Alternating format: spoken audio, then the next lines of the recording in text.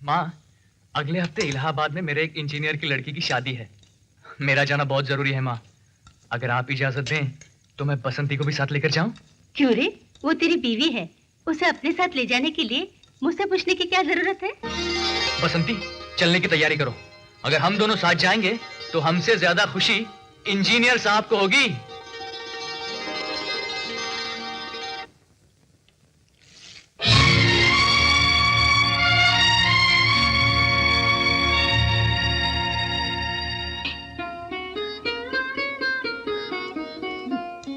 माँ, चाय पियोगी बेटी? नहीं माँ, आज 18 तारीख है।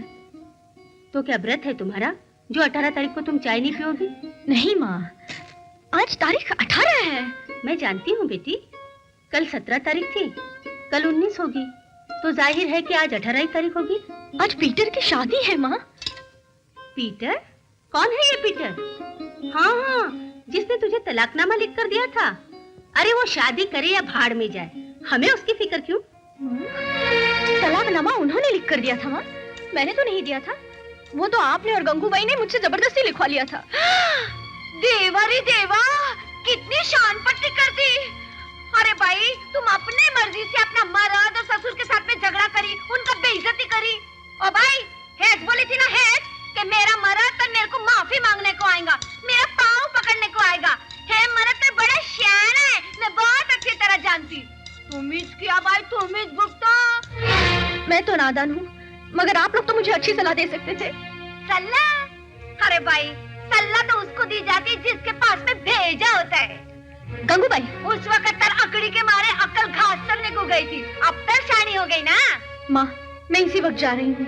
मैं जाकर डैडी और पीटर से माफी मांगूंगी। अच्छा भाई, जा रही है तो अच्छी साड़ी बीड़ी बदल कर जाना, शादी का मामला है ना। कैसी बातें करती हो गंगूबाई, मैं शादी रचाने नहीं रोकने के लिए जा रही हूँ। तू कहीं रोकेगी भाई? शादी का कार्ड तो मेहमान लोग तक पहुँच गया होगा। माँ जी, इस बार ऐसा लगता है कि रजनी एक्सप्रेस सचमुच रवाना होगी। अच्छा ही हुआ, अब तो सीधा चर्च में ही जाकर रुकेगी। नहीं भाई, ये तेजी देखकर तो ऐसा लगता है कि रजनी एक्सप्रेस मायके से छूट कर सीधे ससुराल में जाके रुकेगी।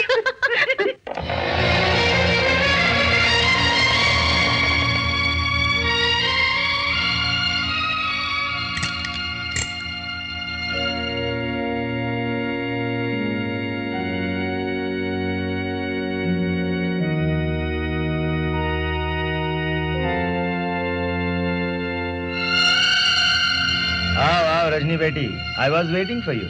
डैडी, वो शादी? शादी? कैसी शादी? किसकी शादी? पीटर की शादी। पीटर की शादी? You mean Peter's marriage? किसने कहा तुमसे? Who told you? आप ही ने तो मुझे इनविटेशन कार्ड देकर शादी के लिए इनवाइट किया था। ये कार्ड तो तुम्हें देने के लिए सिर्फ एक ही छपवाया था। हाँ? इस अकेले कार्ड का 65 रुपीस मुझे बिल भरना पड़ा। तो फिर आपका और गंगू का वो झगड़ा, वो डाइवोर्स पेपर्स? वो तो एक ड्रामा था बेटी। और लंदन का आपका वो दोस्त जॉर्ज डिसूजा? झूठ था। और मेरी डिसूजा? वो भी झूठ था। देखो बेटी, पीटर के लिए तुम मिसेस फर्नांडिस हो और मेरे लिए मेरी बहू रजनी फर्नांडिस। तो फिर ये नाटक क्यों किया डैडी? ये नाटक बेटी, ये नाटक तुमको और पीटर को मिलाने के लिए किया था। जब तक मैं जिंदा हूं तुम दोनों अलग नहीं रह सकते।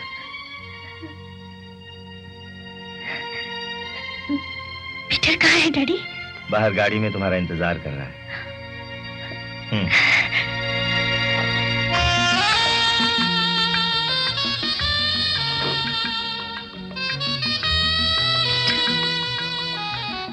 Peter, I love you. I love you, Rajni. I love you, Peter. I love you.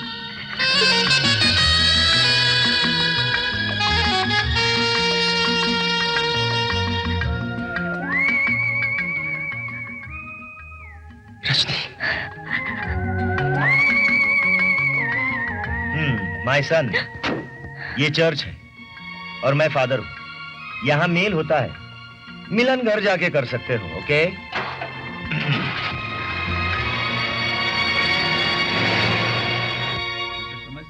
Yes please. क्या आपके होटल में एक डबल रूम मिल सकता है भाई साहब? कितने दिन के लिए चाहिए? 3 दिन के लिए। अच्छी बात है, यहाँ साइन कीजिए। 407 की प्लीज।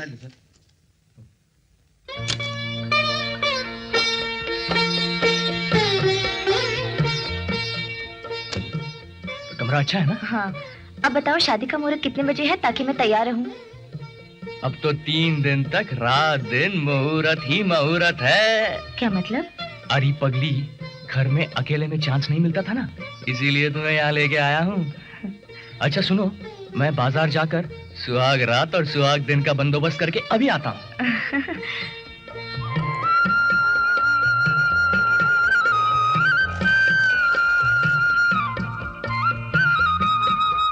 बसंती देखो मैं तुम्हारे लिए क्या क्या लेके आया हूँ। बस क्या हुआ बसंती?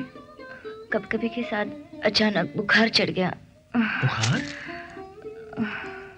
तुम्हें तो बहुत तेज बुखार है। मैं अभी डॉक्टर को लेके आता हूँ। हाँ?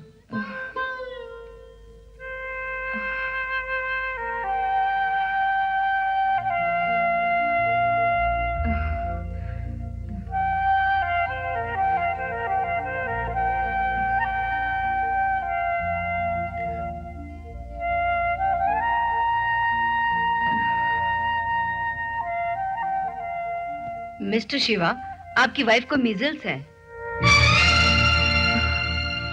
लेकिन घबराने की कोई बात नहीं, 5-6 दिन में ठीक हो जाएंगी।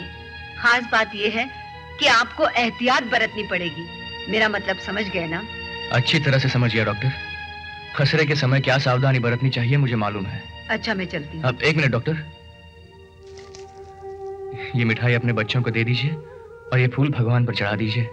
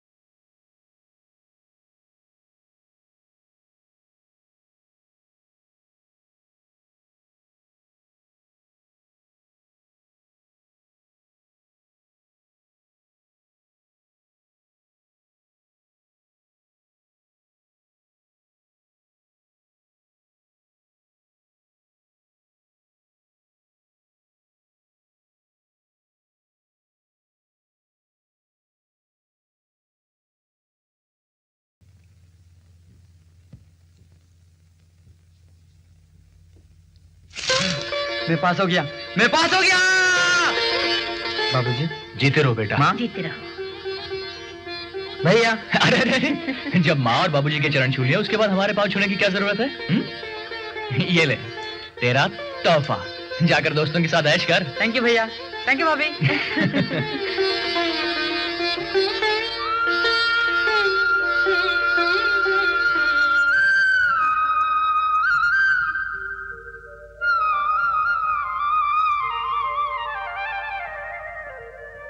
माँ, मैं अपने पास होने की खबर अपने दोस्तों को सुनाकर आता हूँ।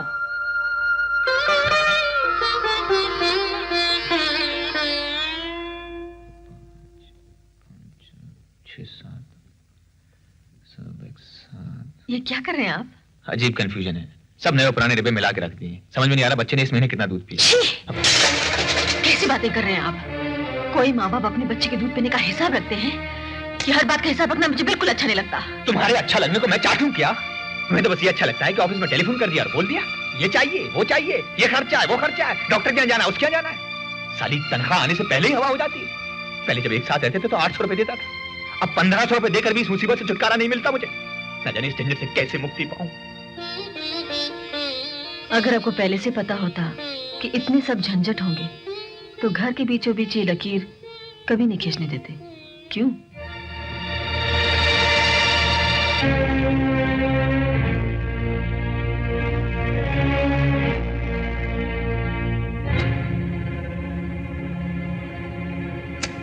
मिस्टर विजय कुमार शर्मा।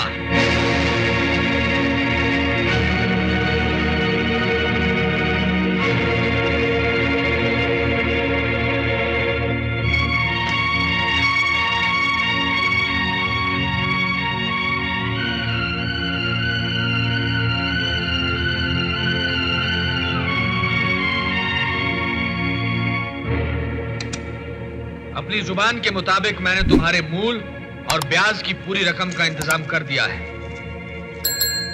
ये रुपया उठाओ और जल्दी बताओ तुम ये घर कब खाली कर रहे हो।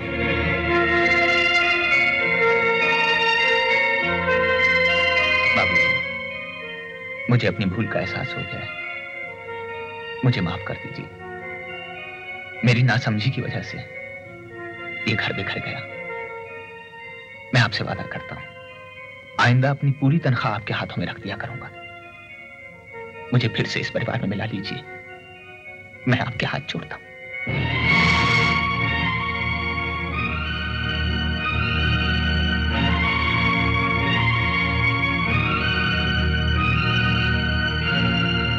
शिवा, आज शाम को 6 बजे तक घर खाली हो जाना चाहिए।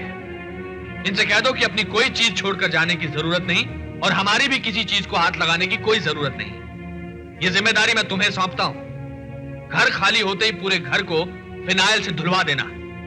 तब तक मैं मंदिर में बैठा इंतजार करूंगा।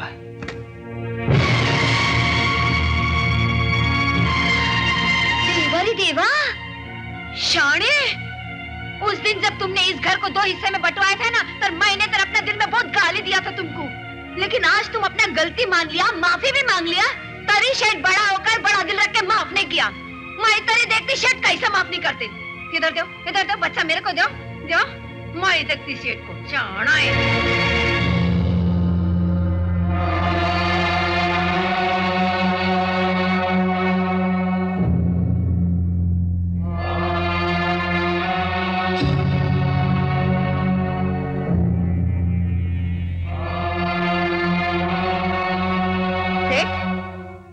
जैसा तुमने फैसला किया ना, वो लोग आज इस घर खाली करके जाएंगा। तुम्हारा किसी भी चीज को हाथ नहीं लगाएगा, बस अपना ही सामान लेके जाएंगा। है किसका अमानत है? उनका घर में पैदा हुआ इसलिए उनका है कि तुम्हारे खानदान में पैदा हुआ इसलिए तुम्हारा है? दुनिया का सब पोता खेलते खेलते अपने दादा की छाती पे लात मारता है, पर तुम अजीब दादा है, तुम अपने पोता का छाती पे लात मारता है। बड़ा नाक वाला दादा है ना। अरे जो बड़ा बेटा तुम्हारी चिता को अग्नि देने वाला है, तुम उससे रिश्ता तोड़ लिया, तब तुमको मुक्ति कैसे मिलेंगी? अरे जो पोता घी का दिया जलाकर तुमको सड़क का रास्ता दिखाने वाला है, तुम उसको भी ठुकरा दिया। अरे तुमको तो नरक भी नहीं मिलेगा, भूत बनकर पीपल के पेड़ से बरगद के पेड़ तक भटकेंगे तुम। अरे सेठ, 20-25 का उम्र होता है बदला लेने का, 50-55 का उम्र होता है माफ कर देने का। अपना उम्र तो देखो। बड़ा होना अच्छा होता है, लेकिन बड़प्पन उससे भी अच्छा। सेठ, माफ करना, हम बचपन से तुम्हारे घर का नमक खाया, इसलिए हिम्मत करके 2 बात बोलकर अपना दिल का बोझ हल्का किया। सेठ, हे बच्चा, मैं इधर ही छोड़कर जाती। जर है तुमको बोझ लगता है, तर इसको इधर ही पड़े रहने को दो, और जर है तुमको अपना लगता है, तर इसको साथ लेके आना।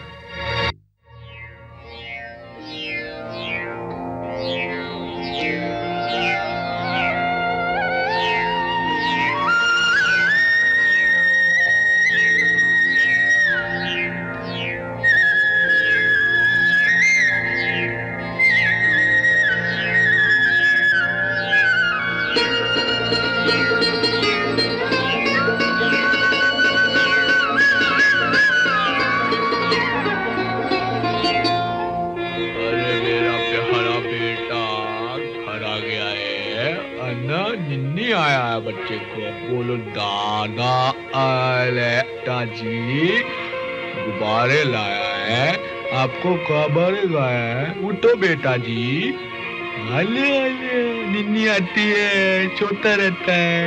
हाँ मेरा बेटा जी, हम तेरा ऊपर देखता है।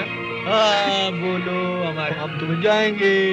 फिर मेले में जाएंगे, फिर खेलेंगे। अरे खड़े खड़े मुंह क्या देखते विजय भाव? सेठ का पाँव पकड़कर माफी मांग लो, सब झगड़ा खत्म हो जाएगा। बाबूजी, शाम का भूला रात ढलने से पहले लौट आया है, इसे भी माफ कर दीजिए ना।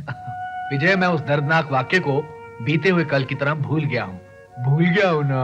रुक जाइए, कहाँ जा रहे हैं आप? जहां से मुझे आना ही नहीं चाहिए था, वहां उमा। आप हमेशा के लिए उस तरफ जा रहे हैं या फिर वापस लौटकर इधर आ जाएंगे? इसलिए पूछ रही हूँ कि अगर आप वापस लौटने के लिए जा रहे हैं तो मैं भी आपके साथ खुशी खुशी चलती हूँ, लेकिन अगर आप हमेशा के लिए जा रहे हैं तो मेरी एक बात सुनकर जाइए। रुपए बचाने के लिए आप अलग हुए थे, लेकिन अलग होकर आपका खर्चा और बढ़ गया। अगर आप उससे तंग आकर जा रहे हैं तो क्या वहां आपको पहले जैसी इज्जत मिलेगी? माँ जी और बाबूजी इस घर के बड़े हैं, उनकी कुछ कड़वी बातें शायद मुझे बुरी न लगे, लेकिन ये मत भूलिएगा कि वहां आपका छोटा भाई और उसकी बीवी भी है। अगर उन्होंने कोई चुपती हुई बात कह दी तो वो मैं बर्दाश्त नहीं कर पाऊंगी।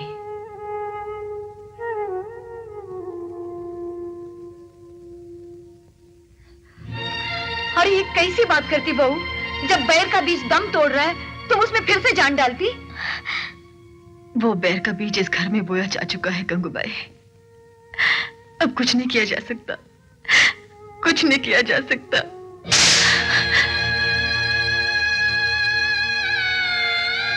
मैं तो बोलती एक बार फिर से सोच विचार लो। हेस लकीर मिटाने के लिए तुमने कितना तकलीफ उठाया। मैंने सिर्फ ये हाथ से खींची हुई लकीर को मिटाने की कोशिश नहीं की गंगूबाई, बल्कि इस घर के लोगों के दिलों में पड़ी हुई दरार को भी पाटने की कोशिश की है। मैं तो यही चाहती थी कि सब लोग हंसी खुशी मिलकर रहें और ये घर पूरे परिवार की हंसी से गूंजता रहे।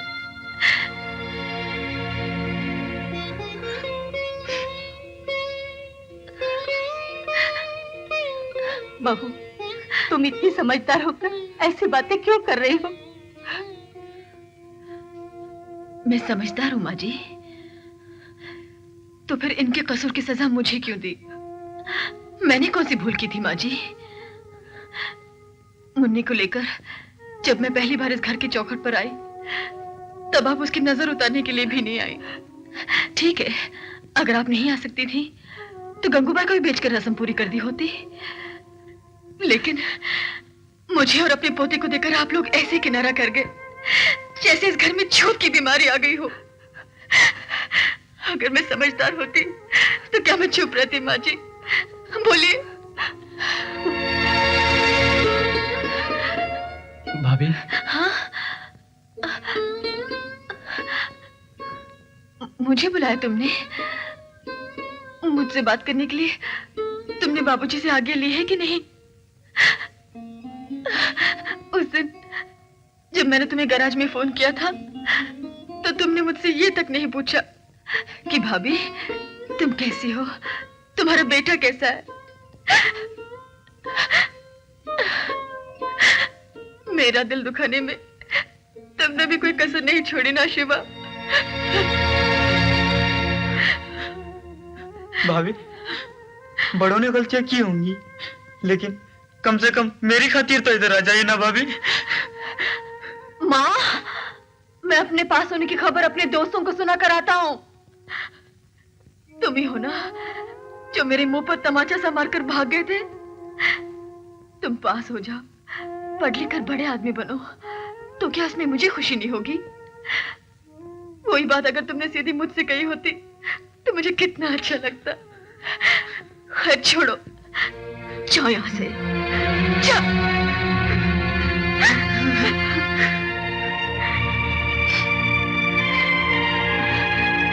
आप लोग ये मत सोचिए कि मैं आप लोगों को ताने दे रही हूँ या आप लोगों की बुराइयां निकाल रही हूँ, लेकिन एक बात मैं अच्छी तरह समझ गई कि एक औरत की इज्जत और बेइज्जती का जिम्मेदार सिर्फ उसका पति होता है। मैं भी कितनी बुद्धू हूँ। मैंने सोचा था मेरे अपने घर में सास ससुर होंगे, सब लोग मिलजुल कर रहेंगे, मुझे ढेर सारा प्यार मिलेगा, लेकिन ये मेरी भूल थी। मैं भी कितनी पागल हूँ, मैं कितनी पागल हूँ।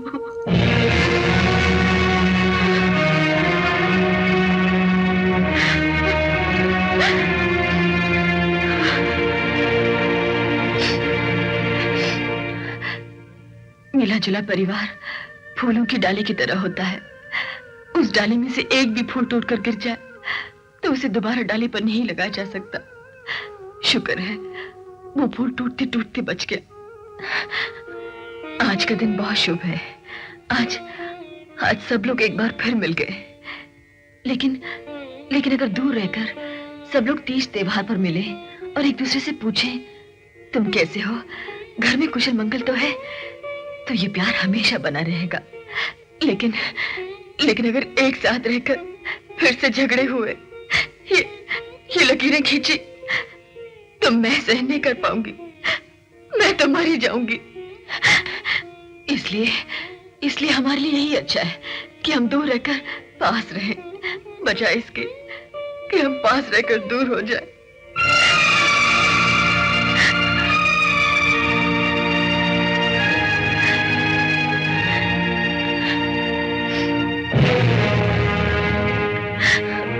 बहू, ये तुम्हारा आखिरी फैसला है।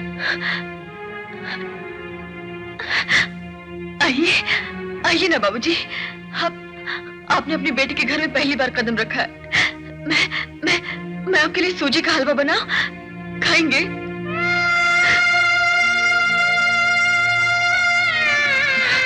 बाबूजी, इस घर की बहू होने के नाते मैंने अपने सारे कर्तव्य अच्छी तरह से निभाए हैं। लेकिन जैसे कि आपने कहा, एक तरह से हम लोगों का अलग अलग रहना ही अच्छा है, लेकिन हमेशा के लिए नहीं। हम लोग हर इतवार को यहाँ आएंगे, क्योंकि 6 दिन से ज्यादा तो हम लोग एक दूसरे को देखे बिना नहीं रह सकते ना। सब लोग इस घर में साथ बैठकर खाना खाएंगे, फिर शाम को हम लोग अपने घर लौट जाएंगे। ये सिलसिला जिंदगी भर खुशी से चलता रहेगा बाबूजी। क्यों जी, ठीक कहा ना मैंने?